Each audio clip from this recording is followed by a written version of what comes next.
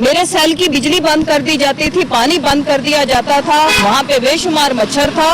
और फिर उसके साथ जब मुझे प्रिजन वैन में 2-2 घंटे बंद रखा गया, उसमें गंदे टायर रख के कचरे से भर के बेटा रो रहा होता था, मुझे उससे मिलने नहीं दिया जाता था।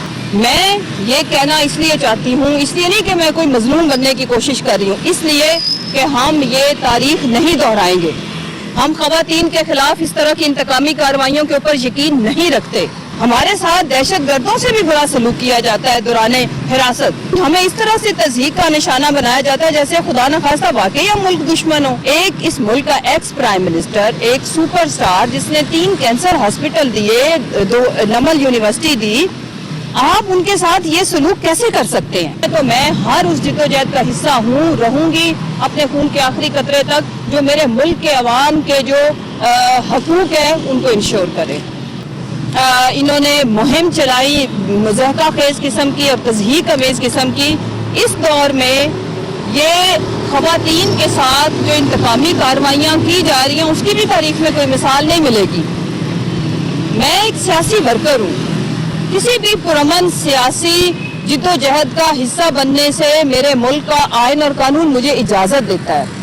मैं पुरअमन प्रोटेस्ट का हिस्सा बनी और उसके नतीजे में जिस जगह से मेरी गिरफ्तारी हुई वो उस केस में मेरे साथ और कारकुनान भी अरेस्ट हुए, सबको डिस्चार्ज किया गया, मुझे भी डिस्चार्ज उस मुकदमे से किया गया। लेकिन फिर मेरे खिलाफ इंतकामी कार्रवाई की नई सीरीज शुरू की गई 4 नए मुकदमात दर्ज करके, जिसमें कहा मैंने पुलिस को उस वक्त जख्मी किया और उस FIR में मुझे 42 दिन जेल के अंदर रखा गया, जो जिसका टाइम उस FIR का उस वक्त का है जब मैं लिटन रोड के पुलिस स्टेशन में मौजूद थी।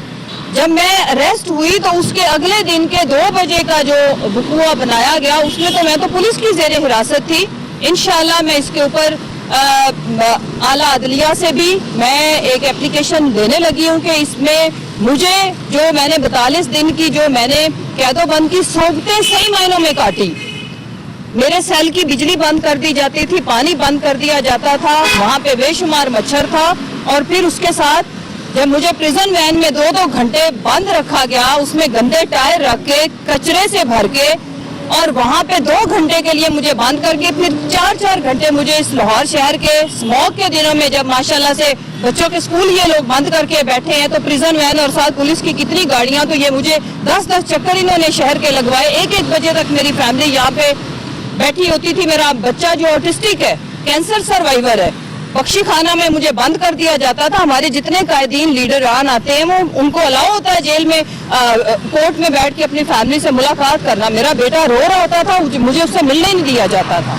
मैं ये कहना इसलिए चाहती हूँ, इसलिए नहीं कि मैं कोई मजलूम बनने की कोशिश कर रही हूँ, इसलिए कि हम ये तारीख नहीं दोहराएंगे। हम खवातीन के खिलाफ इस तरह की इंतकामी कार्रवाइयों के ऊपर यकीन नहीं रखते। लेकिन मैं ये कहती हूँ, अपील करती हूँ कि ये सिलसिला बंद होना चाहिए।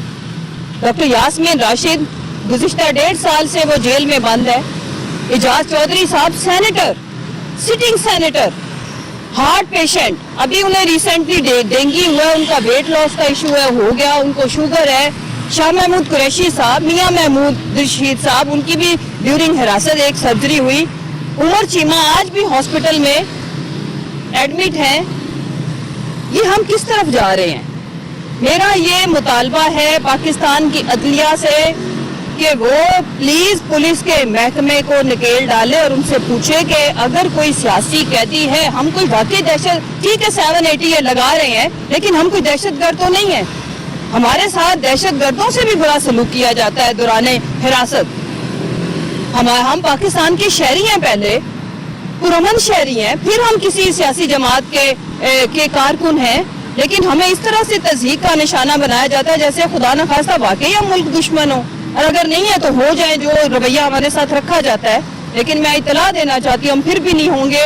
ये वतन हमारा है, हम इसके अंदर आइन की बहाली की, कानून की बहाली की, जंगल ना बनाने की जो एफर्ट है वो जारी रखेंगे। पुरअमन रह के हर तरह की जो हमारी पुरअमन जिद्दोजहद होगी, इंशाल्लाह हम एक पुरअमन शहरी की हैसियत से उसका हिस्सा बनेंगे जो मेरे मुल्क के अंदर बेहतरी लेके आए।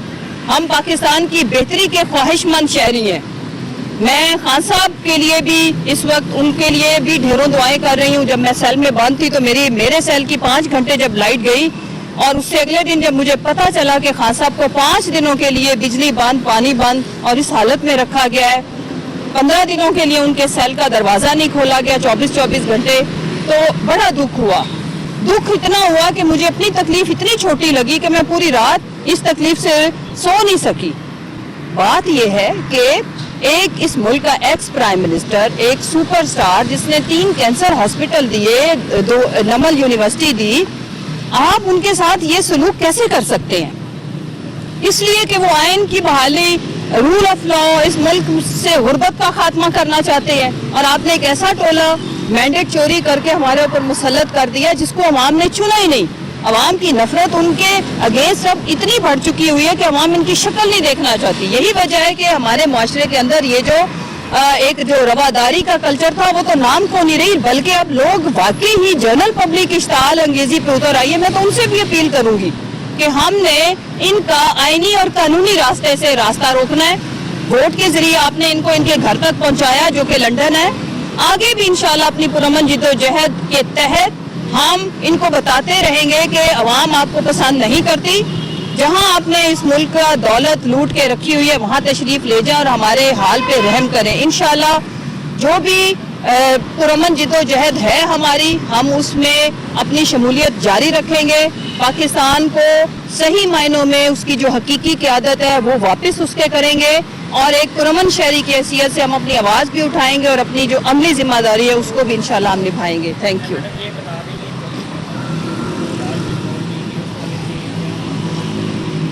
دیکھیں میں نے وہی کہا کہ ہمارا مقصد کیا ہے. ہمارا مقصد صرف یہ ہے کہ ہمارے جو بنیادی حقوق ہے, سب سے پہلا یہ والی جو 24 کی کال ہے یہ صرف مینڈیٹ کی واپسی کی کال ہے. میں یہ آپ سب کو بتانا چاہتی ہوں. مینڈیٹ کس کا چوری ہوا ہے؟ عوام کا. عوام نے ایک جماعت کو منتخب کیا اور اس جماعت کو فارم 47 کے تحت ایوانوں سے اور فیصلہ سازی سے دور رکھا گیا. اس کے اوپر اگلا ظلم یہ ہوا کہ آپ نے ایک تو جو 26ویں ترمیم تو کی سو کی, ہمیں ہماری آج تک ریزرو سیٹیں کیوں نہیں دی گئی؟ تو میں یہ کہنا چاہتی ہوں کہ ان تمام اگر یہ ہمارے مطالبات ان کو لگتا ہے کہ ٹھیک نہیں ہے تو ہمیں یہ ایڈریس کرے نا, بتائیں کہ یہ مطالبات آپ کے اس ملک کے آئین اور قانون کے دائرے سے باہر ہیں, تو ہم اپنی یہ کال کسی بھی طرح کی کال کا ہم حصہ نہیں بنیں گے. اور اگر یہ عین جمہوری ہے, آئینی ہے اور قانونی ہے تو میں ہر اس جدوجہد کا حصہ ہوں, رہوں گی اپنے خون کے آخری قطرے تک, جو میرے ملک کے عوام کے جو حقوق ہیں ان کو انشور کرے.